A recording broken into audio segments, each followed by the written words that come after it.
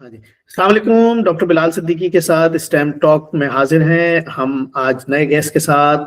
और एक्चुअली हम इनके साथ पिछली पॉडकास्ट भी कर चुके हैं। डॉक्टर आबिद जो कि Australian CDC centre of disease control department में इन्फेक्शियस डिजीज के ऊपर पॉलिसी मेकिंग के ऊपर काम करती हैं और हैं ये बेसिकली पाकिस्तान से ही और मुख्तलिफ कॉन्टेक्स्ट में पाकिस्तान में भी काम करती रही हैं।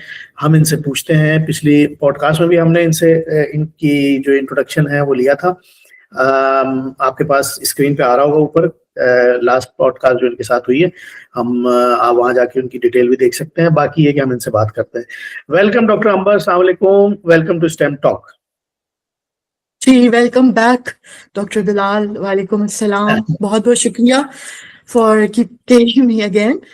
तो लास्ट पॉडकास्ट हमारी एक बड़ी ही मेरे ख्याल से बेसिक और इनिशियल थी, तो उसी की एक्सटेंशन में आपने जो बहुत सारे सवाल पूछे, तो I will try my best कि उसके हम आंसर्स देंगे और जो लोग हमें देख रहे हैं उनसे कुछ फायदा उठा सकेंगे।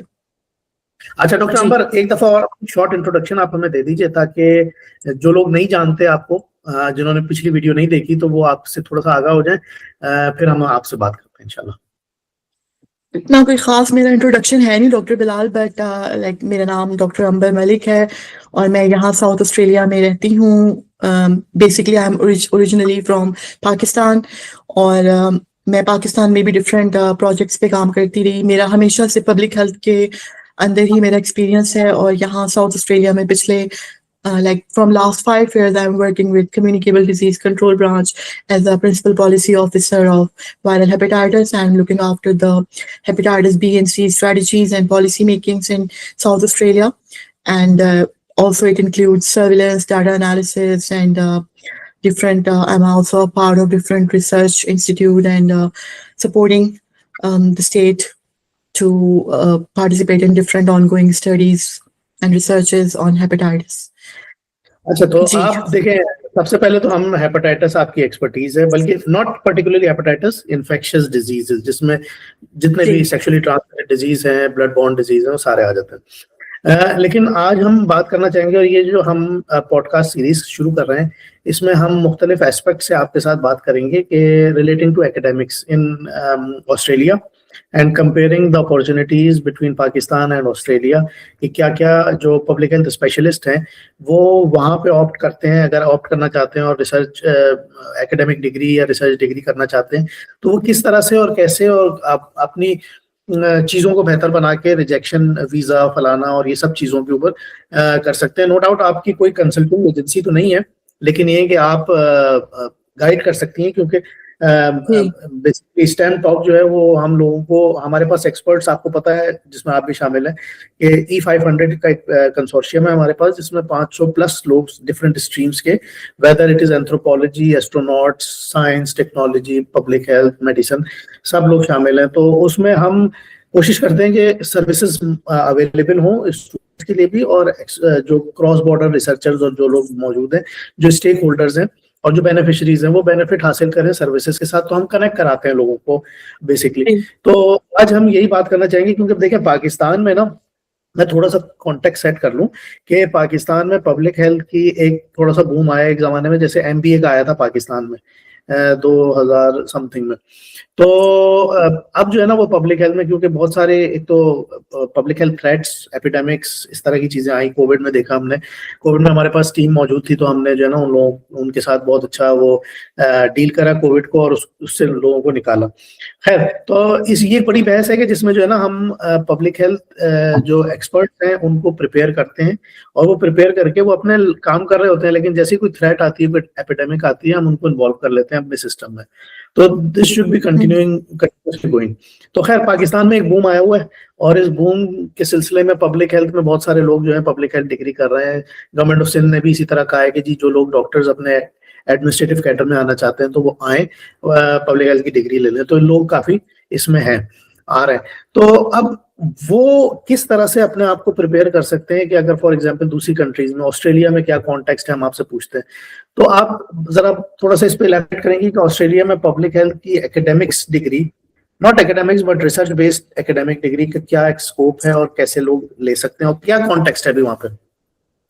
जी बिल्कुल, I will try my best doctor Bilal कि मैं इसको बहुत सिंपल रखूंगी और मैं ताकि सिंपल वर्ड्स में मैं बता सकूं कि कौन से पाथवेज एग्जिस्ट करते हैं इंटरनेशनल स्टूडेंट्स के लिए और क्या रिसोर्सेज लोगों को रिक्वायर्ड होंगी कि वो बाहर आके पढ़ना चाहते हैं, एक्सपीरियंस लेना चाहते हैं, तो क्या उनको करना चाहिए।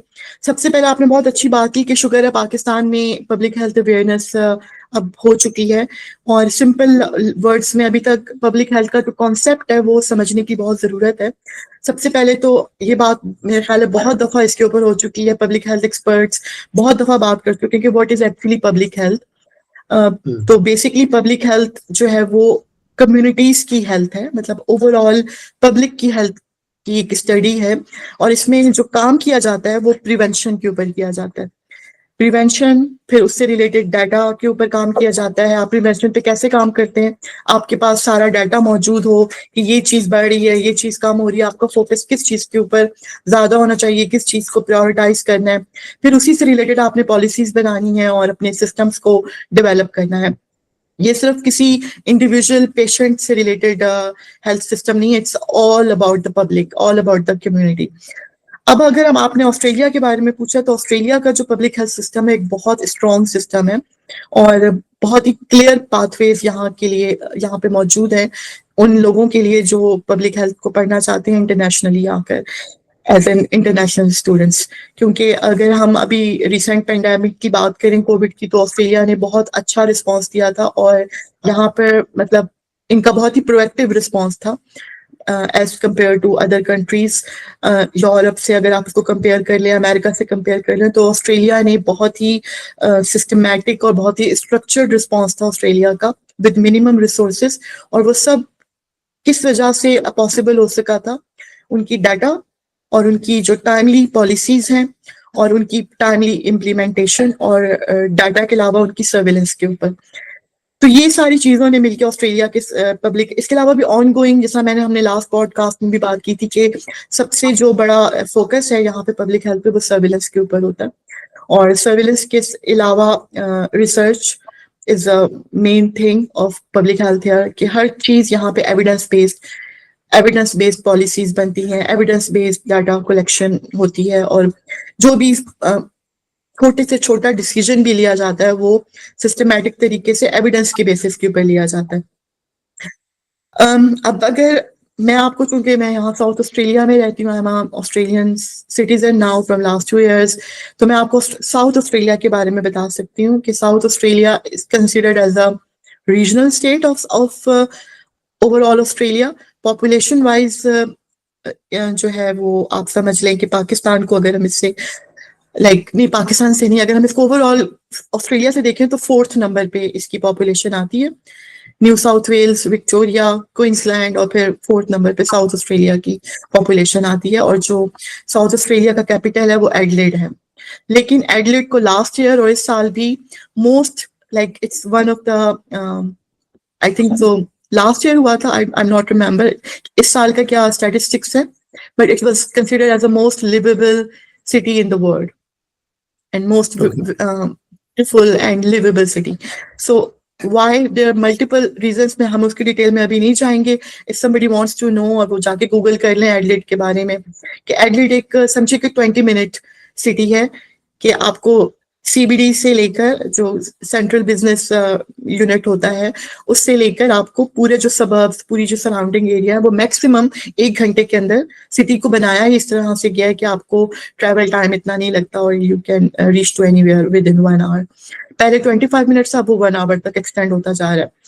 ठीक है, अब साउथ ऑस्ट्रेलिया में आपका जो क्वेश्चन था वो पढ़ने के बारे में ना, कि यहाँ पे अगर किसी को पाकिस्तान से पढ़ने के लिए आना हो तो उसके लिए क्या स्ट्रीम्स मौजूद हैं। तो इतने छोटे से पॉडकास्ट में तो मेरा ख्याल है ये बताना बहुत ही मुश्किल हो जाएगा। अगर कोई बहुत डिटेल्स किसी को जाननी है तो that person can contact you और फिर हम उसको प्रॉपरली हम उसको इन्फॉर्म कर सकते हैं कि क्या क्या डिटेल्स हैं। लेकिन मैं ब्रीफली बस ये बता दूं कि ऑस्ट्रेलिया में, साउथ ऑस्ट्रेलिया में 4 की यूनिवर्सिटीज हैं, पब्लिक यूनिवर्सिटीज जिनको हम कहते हैं, जिनमें सबसे नंबर 1 पे आती है द यूनिवर्सिटी ऑफ एडलेड, जहाँ से मैंने भी पढ़ा है। मैंने भी masters of public health university of Adelaide से किया था। जो कि G8 में आती है। ऑस्ट्रेलिया ने अपनी 8 यूनिवर्सिटीज को G8 मतलब लाइक कंसिडर किया कि टॉप क्लास यूनिवर्सिटीज हैं, तो यूनिवर्सिटी ऑफ एडिलेड भी G8 में आती है। उसके बाद यूनिवर्सिटी ऑफ साउथ ऑस्ट्रेलिया है, लास्ट ईयर स्टार्ट हुआ था लेकिन इस साल कंक्लूड हो गया है कि यूनिवर्सिटी ऑफ एडिलेड और university of South Australia they both are merging, अब ये एक यूनिवर्सिटी हो जाएगी एडिलेड यूनिवर्सिटी। तीसरी जो यूनिवर्सिटी है वो फ्लिंडर्स यूनिवर्सिटी है और फोर्थ यूनिवर्सिटी टॉरेंस यूनिवर्सिटी है। ये 4 पब्लिक यूनिवर्सिटीज इस छोटे से शहर में मौजूद हैं, जिसकी आप समझ लें इस शहर की आबादी हमारे I think so if I am not wrong Quetta शहर के बराबर है, क्योंकि अब बढ़ रही है तो तकरीबन आप समझ लें कि 14-15 लाख आबादी है इसकी। कौन कौन सी स्टडीज यहाँ पे पढ़ी जा सकती हैं? सबसे पहले तो masters of public health, graduate diploma in public health, masters of biostatistics, masters of epidemiology, इसके अलावा सर्टिफिकेशंस भी हैं पब्लिक हेल्थ के अंदर। इसके अलावा यहाँ पर जो आपकी पब्लिक हेल्थ की डिग्री है वो सेम जैसा दुनिया में कोई भी पब्लिक हेल्थ की डिग्री जब डिजाइन होती है तो उसके जो कोर्सेज होते हैं वो वही हैं कि एपिडेमियोलॉजी को कवर करते हैं, बायोस्टैटिस्टिक्स को, हेल्थ प्रमोशन को, पब्लिक हेल्थ पॉलिसी मेकिंग को, इसमें इंटरवेंशंस और public health policy making, evaluation of health system, जिसमें एक स्टडी है जो मेरे ख्याल है बहुत ही रेयर कोर्स है यहाँ पे जो पढ़ाते हैं वो है हेल्थ टेक्नोलॉजी असेसमेंट, कि जितनी भी हेल्थ टेक्नोलॉजीज इंट्रोड्यूस होती हैं जिसमें क्वालिटेटिव भी हो सकती हैं, मतलब लाइक टेक्नोलॉजी भी हो सकती है, इवन कोई बिहेवियर रिलेटेड इंटरवेंशन है तो वो भी एक टेक्नोलॉजी है जिसको हम बहुत मुश्किल से लोग समझते हैं कि बिहेवियर चेंज करना भी is a kind of technology. तो कोई भी चीज अगर यहाँ पे इंट्रोड्यूस होती है और गवर्नमेंट उसको फंड करती है तो उससे पहले उसकी असेसमेंट होती है, और अगर वो असेसमेंट वो उस पे फुलफिल करे सारे क्राइटेरियाज को, देन गवर्नमेंट उसको फंड करती है। हेल्थ टेक्नोलॉजी असेसमेंट के अलावा यहाँ पे इन्फेक्शियस डिजीज कंट्रोल और सारे जितने भी नॉर्मल जो public health ethics, this is one of the important course. फिर इंडिजिनस हेल्थ के बारे में पढ़ाते हैं, ऑक्यूपेशनल हेल्थ है, ऑल वही कोर्सेज और मोर और लेस सेम है, लेकिन पाथवेज बहुत सारे हैं। Like you can do certification, you can do diplomas and you can also do post graduation degree MPH। और अगर आपने ऑलरेडी अब देखना ये कि आप किस लेवल पे एंटर होना चाह रहे हैं यहाँ पे। अगर आप बिल्कुल ही ग्रेजुएट लेवल से एंटर होना चाह रहे हैं तो आपके पास डिफरेंट पाथवेज अवेलेबल है, और अगर आप अपना मास्टर्स पोस्ट ग्रेजुएशन करके पाकिस्तान से if you want to get some international experience then उसके लिए भी बहुत सारे पाथवेज हैं इंस्टेड के। और अगर आप इसकी फीस के बारे में जानना चाहें तो फीस आप मास्टर्स की जो यहाँ पे फीस है वो आप जाके गूगल पे इन यूनिवर्सिटीज के नाम आप कैप्शन में मेंशन कर दें doctor Bilal, that would be really helpful for the audience. तो इन यूनिवर्सिटीज की जो फीस है वो तकरीबन 1 साल की 40,000 to 50,000 ऑस्ट्रेलियन डॉलर है, 2 साल की तकरीबन $1,000, और इसमें आप अपने लिविंग एक्सपेंसेस भी शामिल कर लें और भी चीजें हैं। लेकिन the good thing is this कि if you get a visa to study here, to come to and to study here, आपको पूरे वर्किंग राइट्स मिल जाते हैं। पहले था 20 लाइक ये चेक करना पड़ेगा, जो हम डिटेल्स को बता भी देंगे कि आप काम कर सकते हैं, आपको आवर्स की फ्लेक्सिबिलिटी होती है, as a student you can work.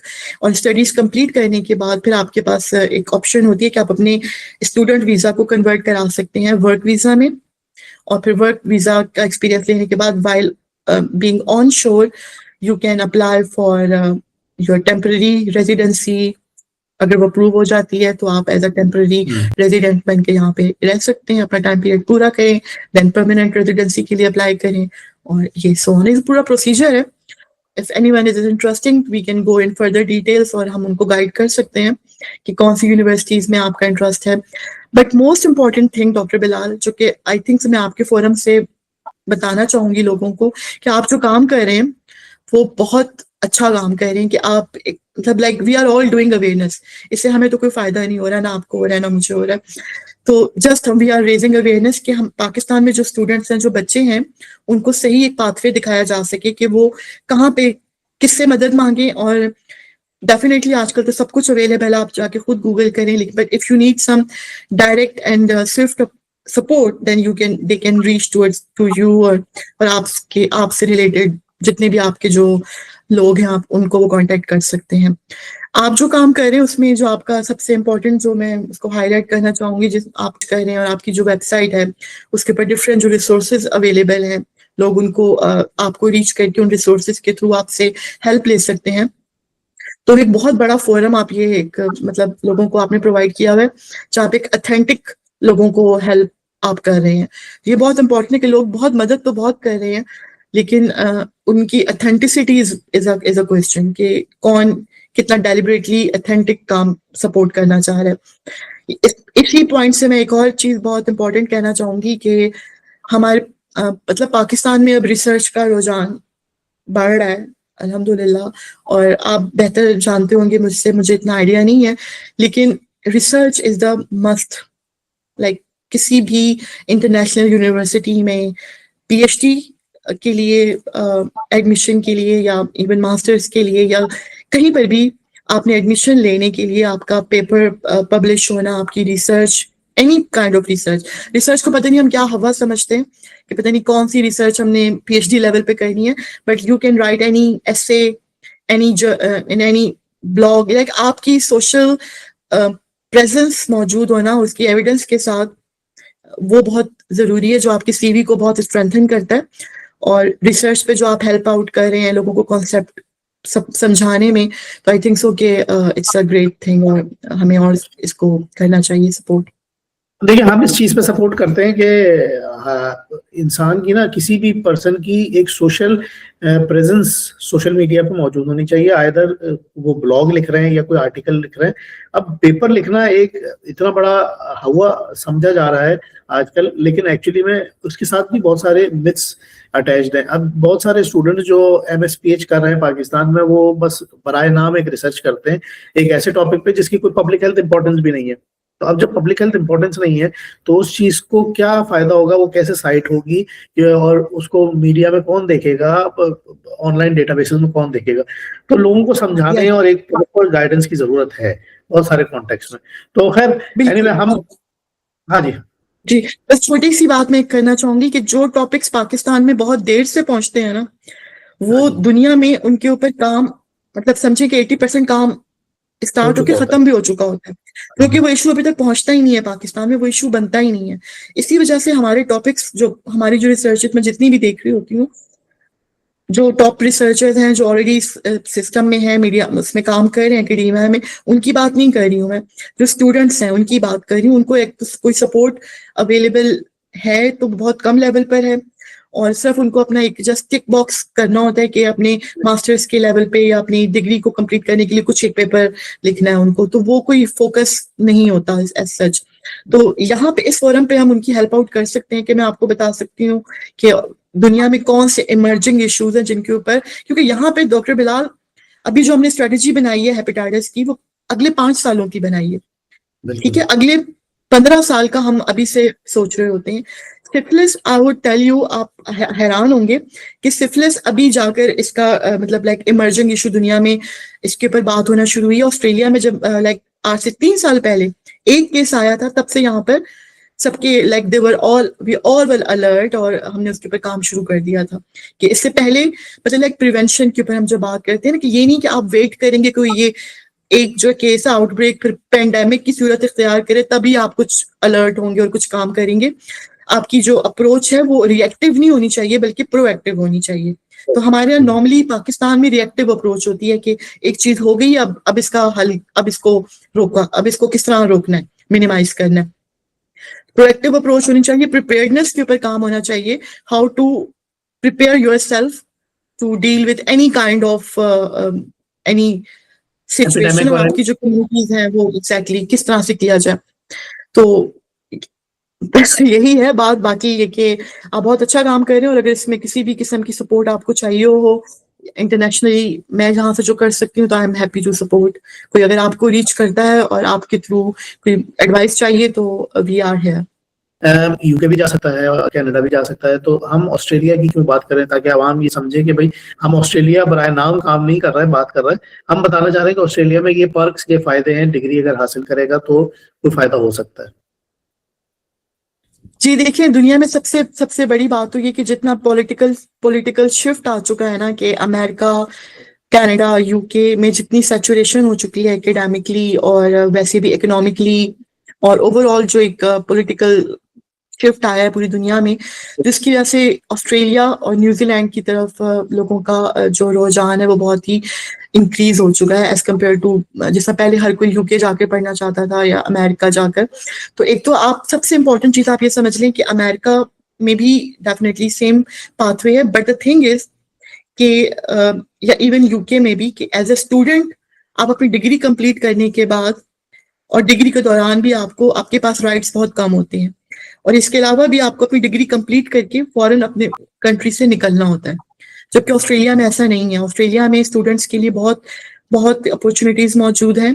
इसी वजह से लास्ट 2 ईयर पहले तो काफी like it was so easy to come to Australia to get an admission and to pursue studies and everything, but now यहाँ का सिस्टम भी बहुत स्ट्रिक्ट होता जा रहा है और अब वो अपने स्टूडेंट वीजा को बहुत ही क्रिटिकली देख रहे हैं। इवन पाकिस्तान से तो बहुत ही वीजा रिफ्यूज हो रहे हैं।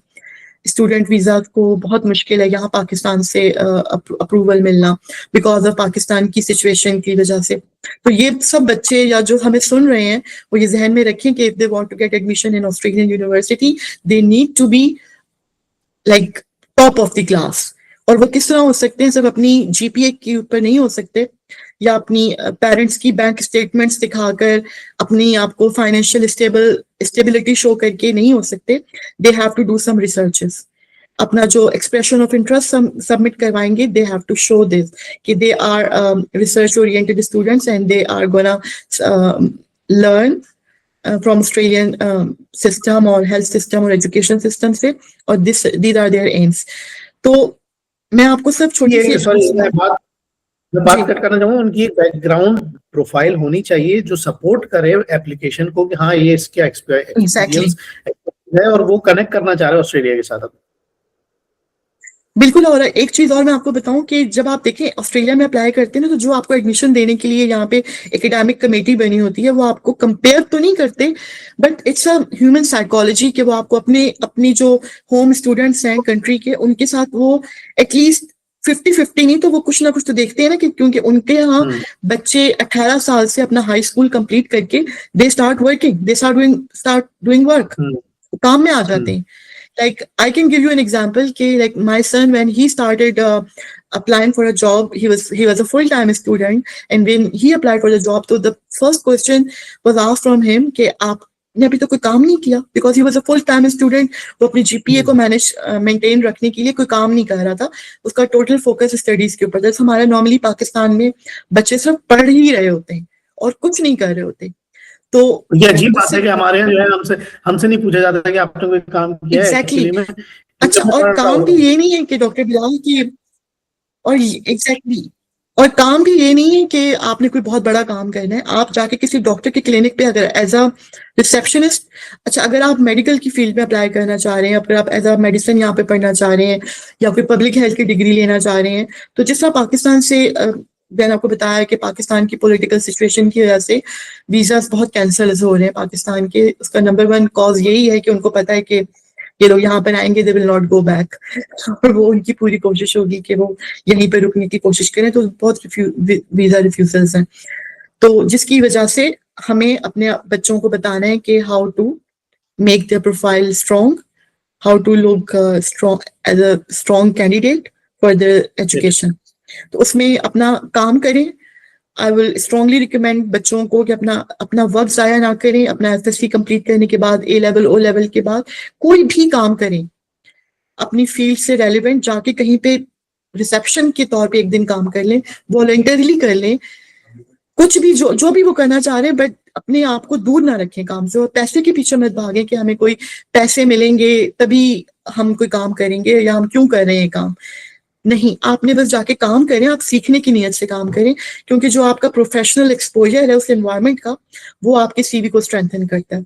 और वॉलंटियर वर्क की इंपॉर्टेंस मैं आपको बता दूं कि डॉक्टर बिलाल, वॉलंटियर वर्क की जिसको हम बिल्कुल इंपॉर्टेंस नहीं देते पाकिस्तान में, उसकी यहाँ पर बहुत वैल्यू है, बहुत वैल्यू है। एक सिटीजनशिप का पोर्टल बना होता है जिसमें अगर मैंने वॉलंटियर काम किया है तो मेरे आवर्स ऑटोमेटिकली एक्यूमुलेट होते जा रहे होंगे, एडअप होते जा रहे हो कि मैंने 10 घंटे इस साल काम किया, वॉलंटियर किया मैंने, बिकॉज मैं अपना टाइम दे रही हूँ। बगैर पैसों की। डेफिनेटली मैं सीख भी रही हूँ, मैं अपने यहाँ पे कम्युनिटी को देने पर बहुत जोर होता है कि आपने जो सीखा, आपने जो किया, वो आप कम्युनिटी को वापस क्या कर रहे हैं। ये पॉडकास्ट करने का भी मेरा मकसद यही था। अभी यहाँ पे रात के आप समझें कि मतलब लाइक 11 बजे हैं, but I am here with you और वीकेंड है। लेकिन आपने जब कहा तो लाइक मुझे यही था कि हम किस तरह अपने लोगों को सपोर्ट करें, बच्चों को, और हम किस तरह बता सकते हैं जो भी थोड़ा बहुत हमें पता है। ये बता दूं कि आप जब भी, सबसे पहले तो मेरी सजेशन यही होगी, बल्कि एडवाइस होगी, कि आप जब भी अप्लाई करें अपना वीजा खुद अप्लाई करें। ये बहुत ही प्लस पॉइंट मिलते हैं आपको। आप जब वीजे की एप्लीकेशन ओपन करते हैं तो आप पे दो ऑप्शंस आ रही होती हैं, are you applying by yourself और बाय एजेंट।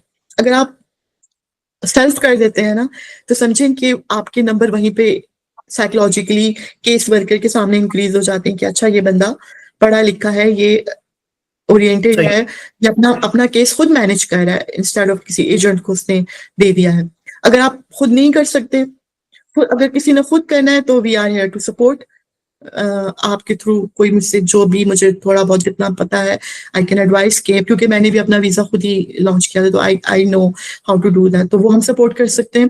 दूसरा, अगर वो खुद उनके पास टाइम नहीं है, मैं इसका डिस्क्लेमर दे दूं कि आपकी कोई कंसल्टिंग एजेंसी नहीं है, आप कोई रजिस्टर्ड इमिग्रेशन लॉ नहीं है, नहीं, आपकी जो एक्सपीरियंस है और जो चीजें उसमें आप गाइड कर देंगे। मैं अपने एक्सपीरियंस की बेसिस पे सिर्फ बात कर रही हूँ। दूसरी जो चीज है वो, अगर आपके पास टाइम नहीं, आप खुद नहीं करना चाहते, तो आप एजेंट के थ्रू करवा रहे हैं, तो ऑलवेज रिमेम्बर कि जो एजेंट हो वो मारा, यहाँ पे मारा उसको कहते हैं, migration registered migrant agent of Australia. हाँ, migrant agent of, like registered migrant agent of Australia. तो वो रजिस्ट्रेशन, यहाँ पे उनका पूरा नंबर्स होते हैं, जो आप यहाँ पे डिग्री होती है बकायदा, पूरी ग्रेजुएट डिप्लोमा होते हैं जी मारा का। अगर आपने ये करना है, माइग्रेंट एजेंट बनना है, तो ऐसे ही नहीं कोई भी उठ के बन जाता, उसकी पूरे आपको रजिस्ट्रेशन नंबर एलोकेट होता है, और वेबसाइट के ऊपर उनके नाम होते हैं, उनकी डिटेल्स होती हैं। तो आप जिस भी एजेंट से कभी कांटेक्ट करने लग रहे हैं, जो हमारे बच्चे हैं जो अप्लाई करना चाहते हैं, तो ऑलवेज फाइंड आउट रजिस्टर्ड मारा एजेंट जिसकी रजिस्ट्रेशन एक्टिव हो, क्योंकि उस लेवल पे आकर बहुत नुकसान उठाते हैं, और बहुत ही, क्योंकि आप जब एजेंट के थ्रू अप्लाई करते हैं, तो आप अपना पासवर्ड एवरीथिंग, आपका पोर्टल उसके पास होता है, वो क्या चीजें अपलोड कर रहा है वो आपको एक्सेस नहीं देता है, ना आपको उसका पासवर्ड पता होता है, ना आपको डोमेन कुछ पता नहीं होती, बस अब आपसे चीजें मांगते हैं, आप उनको वो चीजें प्रोवाइड करते हैं। टोटल ट्रस्ट पे काम चल रहा होता है। आई एम नॉट ब्लेमिंग के एजेंट्स बुरे होते हैं या एजेंट्स काम नहीं कर रहे होते, लेकिन जो काम आप अपना काम खुद कर सकते हैं बेहतर तरीके से, वो मेरा ख्याल है कोई और नहीं कर सकता। और ये कोई ऑपरेशन नहीं है कि आपने डॉक्टर के पास ही जाना है। अगर आप पढ़े लिखे हैं, आप पढ़ने आ रहे हैं यहाँ पे, तो I think you should have this ability. वो माइन्यूट सारी चीजें जो ख्याल रखनी होती है ड्यूरिंग एप्लीकेशन की, हमने जरा सी थोड़ी सी कोई गलती कर दी तो ये हमारी केस ना खराब हो जाए। जी, उसका सबसे बड़ा इम्पोर्टेंट आप लोगों को ये पता होना चाहिए कि ऑस्ट्रेलिया में मतलब बहुत हर चीज प्लानिंग पे चल रही होती है, बहुत स्ट्रक्चर्ड होती है।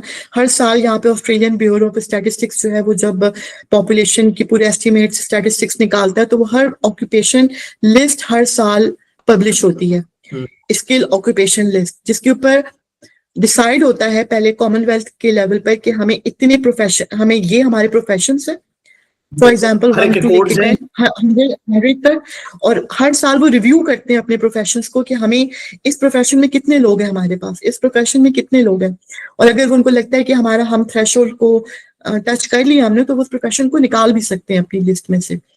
तो आप अगर कोई बहुत चाहता हूँ डॉक्टर अंबर के, हमारी जो नीड है ना, उस हिसाब से हमें जो ग्रेजुएट्स हैं उनको रिलीज करना चाहिए, वरना सैचुरेशन हो जाएगी। तो कोई, तो ये दुनिया भर में होता आ रहा है, हमारे पास दुनिया भर में होता आ रहा है, बस पैदा करते जाओ।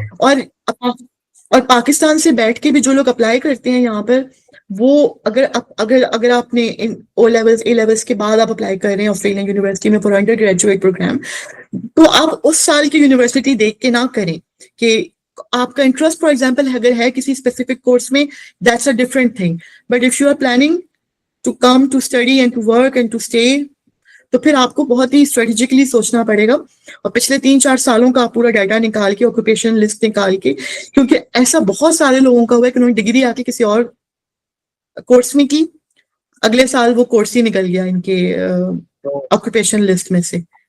तो अब उनके पास वो डिग्री है but they can not apply, उनको वेट करना पड़ेगा और फिर वो दुआएं कर रहे होते हैं कि अगले साल ये ऑक्यूपेशन फिर आ जाए लिस्ट में। तो ये चीजें बहुत इंपॉर्टेंट है। तो वो we can talk about this अगर कोई स्पेसिफिकली, क्योंकि इसमें तो बहुत इंफॉर्मेशन है और बहुत टाइम लग जाएगा, but if somebody is interested so we can guide. तो मैं ये कहना चाह रहा था कि बेसिकली अब हमारी क्योंकि सीरीज ऑफ पॉडकास्ट है तो हम इस कॉन्टेक्स्ट में एजुकेशन पॉलिसी और मुख्तलिफ अपॉर्चुनिटीज के ऊपर ऑस्ट्रेलिया और comparison to Pakistan things options उस पर बात करेंगे। तो हमारी पॉडकास्ट जो है ना वो तकरीबन 30-35 मिनट की, इससे ज्यादा नहीं होनी चाहिए। तो बस आज की जो पॉडकास्ट है हम यहीं पे इसको रखते हैं और नेक्स्ट पॉडकास्ट हम इंशाल्लाह जब करेंगे तो उसमें और कॉन्टेक्स्ट के हिसाब से इसी कॉन्टेक्स्ट को फर्दर इलेबोरेट करेंगे, डिफरेंट एंगल से, डिफरेंट पॉइंट ऑफ व्यू को देखेंगे और मुख्तलिफ ऑप्शंस। तो thank you very much. Meanwhile कोई आपसे कांटेक्ट करना चाहता है टू लर्न मोर जी, तो बिल्कुल हमारी नीचे जो है वो कमेंट सेक्शन है, वहां पे आप कांटेक्ट कर सकते हैं। हमारी वेबसाइट का लिंक चैनल पे मौजूद है।